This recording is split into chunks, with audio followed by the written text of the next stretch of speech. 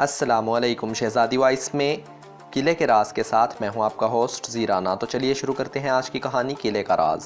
कुछ दिनों से मियाँ बुलाकी के पास ख़त आ रहे थे। उनमें एक ही बात लिखी हुई थी, मैं तुम्हारा इंतज़ार कर रहा हूँ। ख़त लिखने वाले का कोई नाम व पता ना था। बुलाकी ने गौर किया तो मालूम हुआ कि ख़त पाल के गाँव से आ रहे हैं। बुलाकी समझ गया कि ख़त बारका भेज रहा है, जिसे एक दफ़ा बुलाकी ने कत्ल के इल्ज़ाम से बचाया था।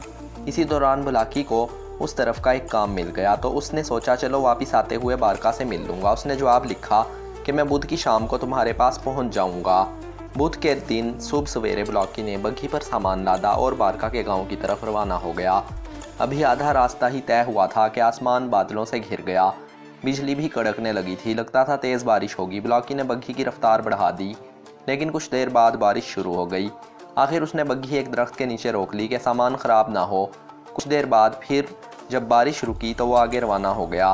अभी वो कुछ दूर ही गया था कि फिर बारिश होने लगी। अब कोई दरख्त करीब ना था। उसने नज़रें दौड़ाईं तो कुछ दूर पुराने किले के खंडरात नज़र आए। वो सदियों पुराना किला था। लोग उसकी तरफ नहीं जाते थे क्योंकि वहाँ अक्सर लोगों को जिन भूत वगैरह नज़र आते थे। बुलाकी ने बग्घी मोड़ी और उसकी तरफ बढ़ गया। पत्थरों से बना किला सर उठाए खड़ा था। उसकी ऊंची ऊंची दीवारों पर वीरानी छाई हुई थी। बाहर सदियों पुराने घने दरख्त खामोश खड़े थे। लगता था बरसों से वहाँ किसी ने कदम नहीं रखा। बुलाकी अपनी बग्घी फसील के पास ले गया, जहाँ एक बड़ा छज्जा आगे निकला हुआ था। वो बग्घी रोककर नीचे उतरा और घोड़ों को थपथपाया। फिर उसे करीब ही मुहाफ़िज़ों की कोठरी नज़र आई। वो उसमें चला गया और खुश्क लकड़ियाँ जमा करके आग जला ली। बारिश मुसलसल हो रही थी। बुलाकी ने दीवार से कमर टिकाई और आंखें बंद कर लीं। जल्द ही उसकी आंख लग गई। कुछ देर बाद वो चौंक कर जागा तो बारिश रुक गई थी। उसने सोचा सफ़र शुरू कर देना चाहिए। बुलाकी बाहर आया तो हैरत से उछल पड़ा। उसकी बग्घी गायब थी। उसने परेशानी से दूर तक नज़र दौड़ाई, मगर बग्घी का कहीं पता नहीं था। ऐसा लगता था कि वो अपनी जगह से खड़े खड़े गायब हो गई है।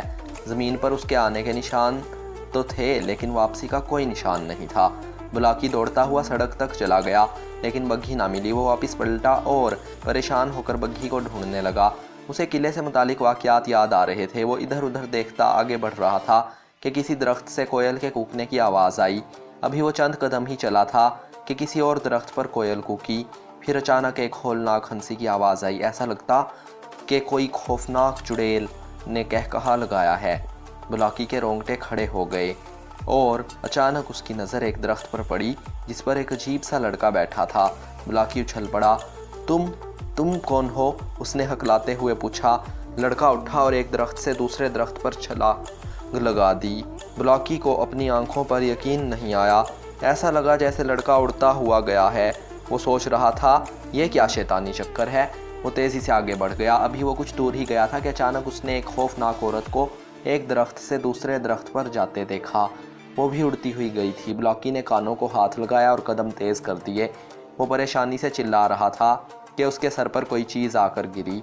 वो चकरा कर गिरा और बेहोश हो गया। बुलाकी को होश आया तो वो सड़क के किनारे पड़ा था। शाम हो गई थी। वो उठा और लड़खड़ाता हुआ बारका के गांव की तरफ चल दिया। अभी वो कुछ दूर ही गया था कि घोड़े पर बारका आता नजर आया। करीब आकर वो घोड़े से उतरा और पूछा, बुलाकी क्या हुआ? तुम्हें देर क्यों हो गई? तुम्हारी बग्घी कहाँ है? बुलाकी ने सारा किस्सा सुनाया। बारका एकदम गुस्से में आ गया। उसकी मुट्ठियाँ भींच गई थीं। वो बोला, हम अभी वहाँ चलते हैं, मैं देखता हूँ वो कौन से भूत हैं। बुलाकी ने उसे रोका और कहा कि हम सोच समझकर कोई कदम उठाएंगे। फिर वो गांव की तरफ रवाना हो गए। बारका के घर पहुंचकर बुलाकी ने नहा धोकर खाना खाया। वहाँ पाल और गांव के दूसरे लोग भी आ गए थे। बुलाकी का किस्सा सुनकर वो हैरान ना हुए। उनका कहना था कि ऐसा पहले भी बहुत से लोगों के साथ हो चुका है। वो बुलाकी को मशवरा दे रहे थे कि वो दोबारा वहाँ ना जाए। बुलाकी खामोशी से उनकी बातें सुन रहा था। जब दूसरे लोग चले गए तो पाल बोला, वो बहुत ख़तरनाक जगह है। बुलाकी ने गर्दन हिलाई और कहा, हाँ तुम लोग गलत नहीं कह रहे, लेकिन मैं इतनी आसानी से हार मानने वाला नहीं हूँ, क्योंकि वहाँ कोई ऐसी चीज़ थी जो मुझे शक में मुब्तला कर रही है। मैं वापस जाऊँगा और उसका खोज लगाऊँगा। बारका और पाल एक साथ बोले, हम हर कदम पर तुम्हारे साथ हैं। हम वहाँ चलेंगे, लेकिन इससे पहले हमें कुछ चीज़ों का इंतज़ाम करना होगा, बुलाकी ने कहा। फिर उसने बारका के कान में सरगोशी की। बारका उठा और बाहर निकल गया। अगले दिन वो पुराने किले की तरफ जा रहे थे। बारका के हाथ में कुछ सामान था। जब वो वहाँ पहुँचे तो माहौल पहले जैसा ही था। हर चीज़ पर वीरानी छाई हुई थी। बारका तन कर चल रहा था और उसकी नज़रें तेज़ी से इधर उधर घूम रही थीं।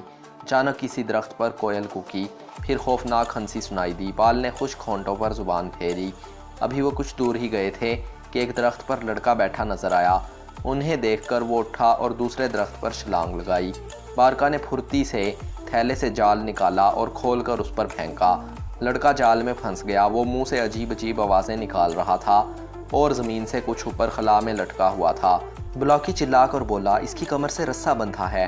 वो दरख्त पर चढ़ा और चाकू से रस्सा काट दिया। लड़का नीचे आन गिरा। वो किलबिलाकर जाल से निकलने की कोशिश कर रहा था। पाल ने थैले में से एक बोतल निकाली और उसके महलूल में रुमाल तर करके लड़के की नाक पर लगा दिया। लड़का बेहोश हो गया। तीनों उसका जायज़ा ले रहे थे। ब्लॉकी ने झुककर उसके कान और आंखों के गिर्द से कुछ प्लास्टिक के टुकड़े निकाले और मुस्कुराकर बोला, देखो, जिन भूत बनने के लिए इसने ये मेकअप कर रखा है और ये रस्सा इतना शफाफ है कि आसानी से नज़र नहीं आता। इसके ज़रिए से ये एक दरख्त से दूसरे पर जाता है। पाल और बारका सर हिला रहे थे। इसी दौरान अचानक एक खौफनाक शक्ल की औरत उन पर झपटी। बारका ने फ़ौरन जाल निकालकर उस पर फेंका और पाल ने बेहोशी की दवा सूंघाई।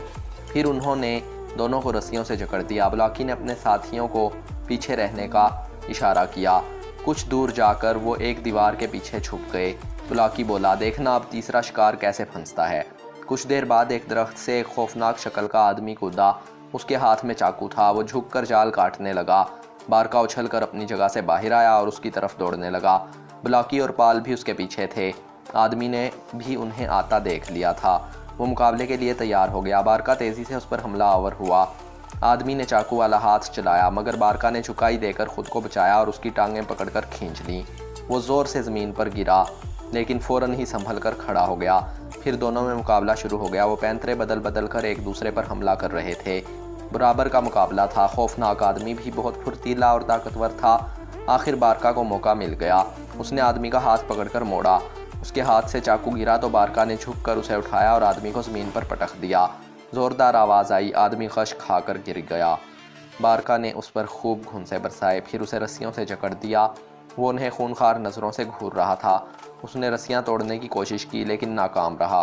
बारका ने जब उसे 2-4 हाथ और लगाए तो उसने सब बता दिया। उसका कहना था कि मैं अपनी बीवी और बच्चे के साथ एक सर्कस में काम करता था। हम ऊंचाई पर झूलों की मदद से करतब दिखाते थे। हम अपने काम में बहुत माहिर थे, मगर जल्द से जल्द पैसा कमाना चाहते थे। एक दफ़ा हमने मुलाजमों की तनख्वाहें चुराईं और वहाँ से फ़रार हो गए। पुलिस हमें ढूंढ रही थी। हम छुपते छुपाते यहाँ आ निकले और कुछ दिन यहाँ रहने का फ़ैसला किया। एक दिन हमारा लड़का दरख्त पर बैठा था कि कोई मुसाफिर यहाँ आया। उसने जो वीराने में एक बच्चे को देखा तो खौफजदा होकर भाग गया। जल्दी में वो अपना सामान भी छोड़ गया था। तब हमारे जहन में ये तरकीब आई और हमने मुसाफिरों को डराना शुरू कर दिया। हम सर्कस से कुछ रस्से और दूसरा सामान साथ लाए थे। इनकी मदद से हम अपने ड्रामे में हकीकत का रंग भरने लगे। हम कोयल की आवाज़ निकालकर इशारा देते थे।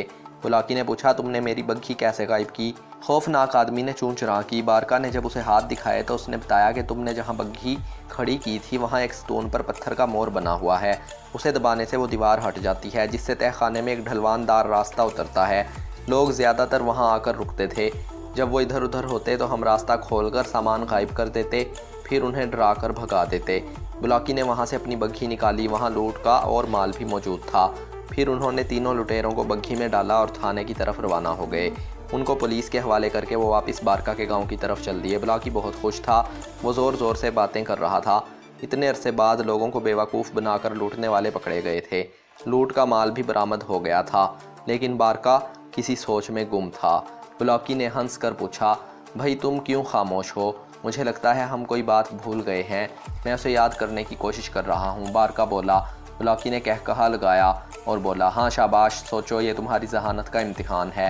अचानक बारका ने हाथ पर हाथ मारा और बोला, लो याद आ गया। ब्लॉकी, तुमने ये कैसे जाना कि इस वाक़या में भूत प्रेत नहीं बल्कि इंसान का हाथ है?